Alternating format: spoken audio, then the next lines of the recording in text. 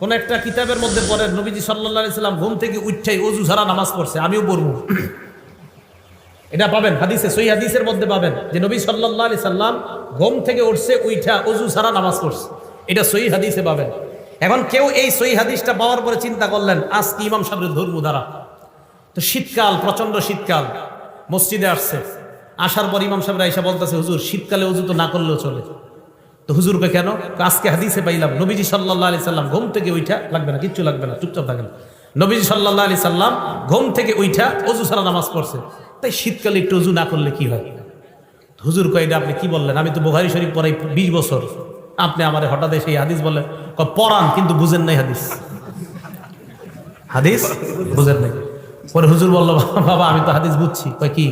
তো আমার ঘুম আর নবীজির ঘুম, আপনার ঘুম আর নবীজির ঘুম এক না। আমি আপনি যখন ঘুমাই আমাদের চোখ ঘুমায়, অন্তর ঘুমায়। নবী যখন ঘুমায় শুধু চোখ ঘুমায়, অন্তর ঘুমায় না। এই জন্য নবীর ওযু আছে না নাই ঘুম থেকে উঠলে নবী বুঝতে পারে, কিন্তু আমি আর আপনি যেহেতু ঘুমাইলে আমাদের চোখও ঘুমায়, অন্তর ঘুমায়, তাই আমরা উঠার পর জানি না ওযু আছে না নাই, তাই আমাদের ওযু করতেই হবে।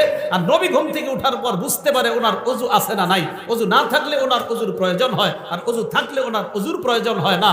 ওই মাসালা আমার আপনার জীবনে ফিট করলে হবে না।